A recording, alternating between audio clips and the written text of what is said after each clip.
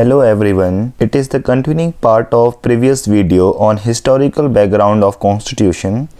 You should first watch that video and then only you will be able to understand this video and able to link with it. So let's start the crown period from 1858 to 1947, and I will be having this crown period in several parts. You should watch further videos also. I will be starting current affair section also, and please watch that also, and it will be having current affair from January 2021, and I will be having a weekly discussion, means a weekly video will be coming there. Let's start with the crown period. Armed Sepoy mutiny started. That was said by Britishers that it was mutiny, but Indians say it as post-war of Indian independence. It was in 1857, so Britishers thought they might be losing their power, so they made Government of India Act 1858 on 2nd August. It was made by British Parliament, so that took the direct control of the in 1858. So company territories in India that were vested now will be vested in the hand of Queen. All the powers will be vested in the hand of Queen. Company ceasing to exercise its power and control over these territories. India was to be governed in the Queen's name. Now it will be governed in the Queen's name. Queens will be having Secretary of State for India, who will be responsible for all the answering. He will be answerable to the Queen about Indian affairs. So Secretary of State have received the powers and duties of the company's court of directors. I have told earlier about the court of directors. So council of 15 members was made that will be assisting the Secretary of State and about the Indian affairs, and the crown was now empowered to appoint a governor general and the governors of presidencies. Now Indian civil service was created under the control of Secretary of State. Okay, country now was divided into the provinces. Now the title of Governor General was changed to the Viceroy. He will be directly responsible to the Queen in India. He is the head in India, all regulating the powers. First Viceroy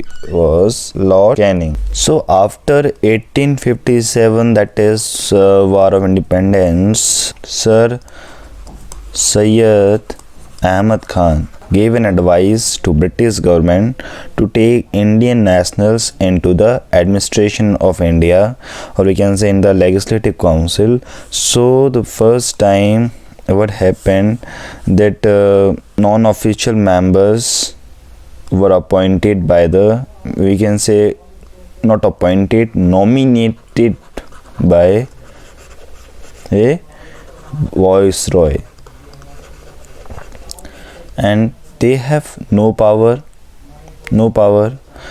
just they sit, and three non-official members were nominated. First was Raja of Banaras, and next was Maharaja of Patiala, and third member was Sir Dinkar Rao.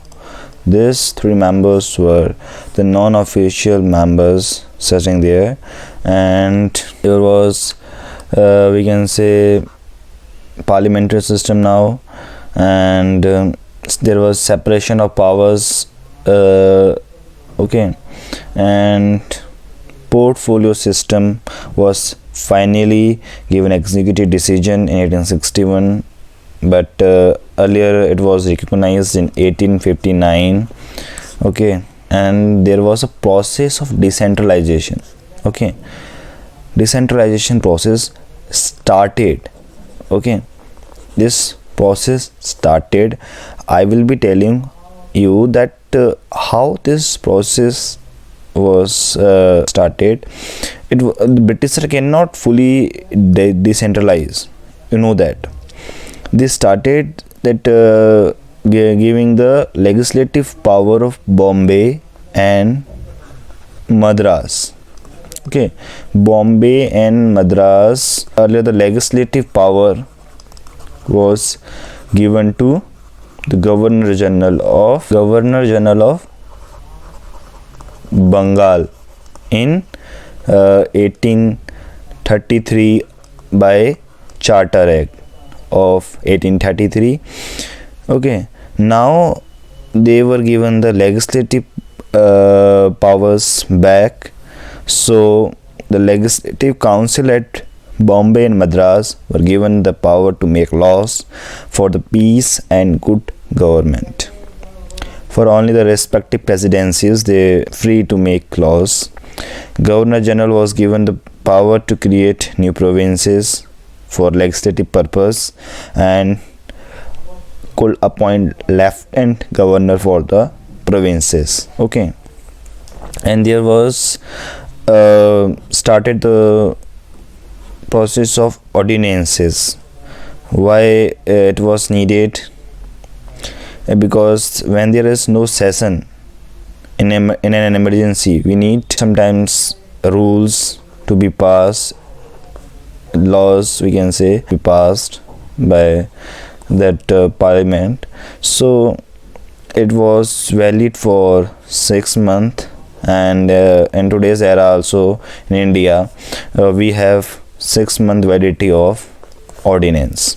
So Secretary of State for India, that was Sir Charles Wood, believed that this act was of immense importance. He said that the act is greater experiment, that everything is changing in India is obvious enough, and that is old autocratic government cannot stand unmodified in undisputable. Okay, is the word of the Secretary of State for India, Sir Charles Wood. Indian Council Act 1892, in which non-official members that were earlier nominated by the Viceroy, but in this act government passed a provision in this that they will not be nominated now by Viceroy, they will be now recommended by two things. That was Provincial Legislative Council, and next was Bengal Chamber of Commercial. These two agencies now recommending for the non-official members in Central Legislative Council. Okay, not in the provincial. And there was a formation of, we can say, Provincial Legislative Council, and now there was more power given to the non-official members, and now they started the discussion of budget, and we can say they were given the more power of executives. Okay, and there were indirect election in the form of recommendation form. Indian Council Act 1909 was also called Morley-Minto Reform. Morley was Secretary of State at that time, and Minto was Viceroy at that time. And this reforms increase the limited increase in the involvement of Indians in the government, or we can say in the governance of British India. So there was increase of Indians in the Central Legislative Council from 16 to 60. At the time there was partition of Bengal by Lord Curzon. This is not so important for this act, but I have written to remember. So please tell me in comments that when the partition happened, would means about the partition of Bengal. Okay, date and the who did it. Okay, so separate electorate. Before telling that separate electorate, I will be telling you that the elected Indians were also enabled to debate budgetary and complementary matters and table resolution at that time. This was first time that they were doing this. So separate electorates for certain community. Who were the certain community? There was we can say this was a momentous introduction in the reforms, where the separate electorates, where seats were reserved for Muslims, in which only Muslim will be polled. An implication that the Muslim and their interest could only be protected by Muslims would influence the politics, Indian politics, in the ensuing decades. Muslim League as a part was formed in 1906, which was formed by an elite aiming to promote Muslim interest and to prevent Hindu dominance over Muslim through a parliamentary system, and to advance the Muslim perspective in the deliberation regarding, we can say, constitutional reforms after October 1907. And Minto heard in October 1906 Muslim deputation which comprised 35 Muslims from all Indian provinces. This was except Northwest Frontier.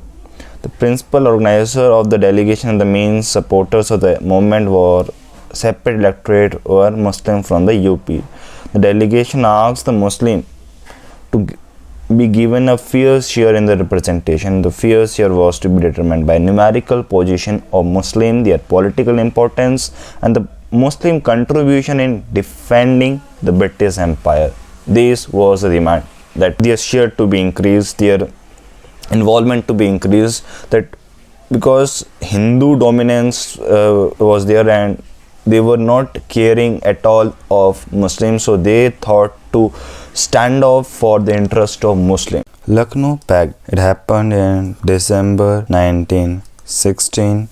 It was a joint session. It was a joint session between INC and Muslim League. It was the first time that the leaders of Hindu community and the Muslim community were meeting in a joint session. There was a reason behind that they were sitting. Muslim League joined INC for Indian autonomy. At that time there was no demand of Purna Swaraj. Purna Swaraj demand came in 1930, but at that time there was a demand of dominion status. Okay, period of World War First from 1914 to 1918. Britishers want manpower. Okay, so they asked Indians to give some suggestions for the reform that will be better for them, because they were not accepting to give dominion status. They were just manipulating the words and just excusing from the things that was demanded. Both the leaders of INC and Muslim League sat together for a joint session to give reforms, suggestions what to be given. So I will be telling you one by one what were the suggestions given at the time by both the party leaders. First was self-government. Okay. Next was separation of executive with judiciary. At that time, judiciary was playing a role of executive also, to separate the role of to involvement of judiciary. They demanded, even after making law, that there is separation to be done at Settlement Act. They have made passed an act that there need to be separation of executive with judiciary. But even after that, they are involving in the executive power or executive actions. So they demanded this, and today we have Article 50 that mentions about the separations, and today we see that there is a separation. Judiciary do not interfere in the work of executive, and executive do not interfere in the work of judiciary. And at that time they demanded 1/3 representation for Muslims, okay, to be given in the central government. Next demand was that number of Muslims in the provincial legislature, at the provincial legislature, to be laid down for each provinces. They need to be laid down how much number of Muslims will be in their each provinces. And there was a demand of that member at the provincial legislature to be elected by adult franchise, 1/4/5 to be elected by adult franchise, and 1/5 can be nominated. That will be nominated by I think viceroy. Most important, that was like separate electorate. So separate electorate to be made for. Earlier at 1906, Morley Minto reform was made, in which British have ruled through play divide and rule. They made separate electorate, means Muslim will be at their constituency, they will be polling, or they will be voting for their Muslim leaders, and the Muslim leader will be standing from their area, and means INC supported it, and that it to be given separate electorate. And further, if there will be demand of joint electorate by all, we will made joint electorate. Okay, and there was a demand to increase, we can say, term of Imperial Legislative Council to 5 years. Okay, and there was demand that member of the Legislative Council to be elect their president themselves, and these are related to the 1919 Government of India Act. How many demands are they had said they will be accepting the reforms, some of the reforms that will be given by Lucknow Pact or by them. Government of India Act 1990 is also known as Montagu-Chelmsford Reform, or we can say Montfort Reform. And Montagu was the Secretary of State at that time, and Chelmsford was Viceroy. I recommended this reform. First time that I was having the preamble, and there were key points. Some I will be telling you about the preamble, that there will be a progressive realization of responsible government in India as an integral part of the British Empire. Means we will be an integral part of British Empire, and there will be a gradual decentralization, and or we can say there will be a time and manner towards goal of responsible government will be decided by the British Parliament. And there was a partial responsibility in the provinces, but there was no changes in the central government.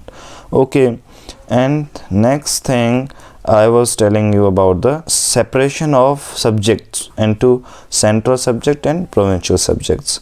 Central subject means all the subjects under the central subject laws will be made by the central legislature, and the provincial subjects laws under this will be made by the provincial legislature.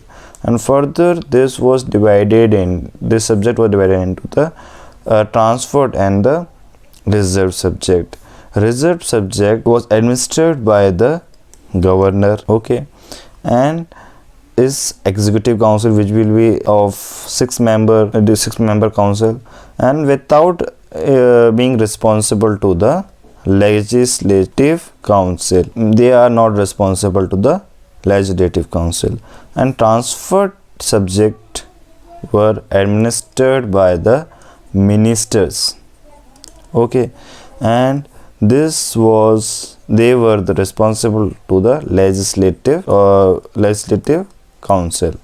Okay, so this is known as the diarchy. There was a bicameralism, earlier a single central legislature, or we can say after that there was division in the house. After that there was division in house. There were 2 houses made. First was lower house. Today we say lower house is Lok Sabha. Okay, and at that time we say legislative assembly. And upper house was known as Council of States. Today we say it as Raj Sabha. And the number of members in the legislative assembly were 145. Okay, I am not telling the detailings of how many representation were of different communities. And upper house members were 60. Okay, upper house term was of 5 years, and lower house term was of 3 years. Okay, next is executive council. A provision was made for the inclusion of 3 Indian in the 6-member council of Governor General. Governor General was having a council for the executive function, that was known as Executive Council, and earlier was one member in Indian member. Now it is changed to 3 Indian members. Okay, and the advocates of Indian High Courts of less than 10 years standing or less than 10-year experience are eligible to be appointed as law minister in the council. Okay, there was a central public service commission was made under this, and first time, and the act was also will be reviewed after 10 years by a commission. What are drawbacks and what are advantages, that means a good thing in this act. And we know that Simon Commission came. Okay, and there will be a separate budget for provinces and central. Okay, and there was a post made of High Commissioner for India. Why this was made? Because earlier we had Secretary of State for India. Okay, in Lucknow Pact there was a demand that why do we pay his salary by the Indian funds? We need to pay by the Britain funds. Okay, so they made they said that a Secretary of State for India is playing a role of political and administrative role, and as well as the agent work. So we are paying him because of his agent work. Okay, so there was a new post made that they accepted that we will not be paying from Indian funds. So they made a new post called High Commissioner for India, and he was paid from the Indian funds. So there were 2 posts made, and Secretary of State was holding now only the power of political and administrative function, and High Commissioner of India was having the agency work. There was the communal representation was also given, means extended to 6 European and Anglo-Indians, and there was franchisee, means right to vote was granted to the limited person, means only for those who pay tax to the government, never given to the universal adult franchise. 1919 Act, it was rejected by INC. However, some of the leaders such as Annie Besant, G.S. Khapde, Bipin Chandra Pal, the famous historian Surendranath Banerjee, Tej Bahadur Sapru accepted the act and were ready to cooperate with the government. They left the Congress, and Surendranath Banerjee and Tej Bahadur Sapru formed Indian Liberal Federation. This is very important. Was formed by Surendranath Banerjee and Tej Bahadur Sapru. Muhammad Ali Jinnah resigned from the INC. Okay, because they rejected the demand. Thanks for watching. I will be back with another part of historical background of the Constitution. Please watch previous video. There will be an interesting session of current affairs from January, which will come weekly. Please watch it also, and please watch future videos also, and I will request you please subscribe and share my channel and hit bell icon for instant notification of future videos. See you soon.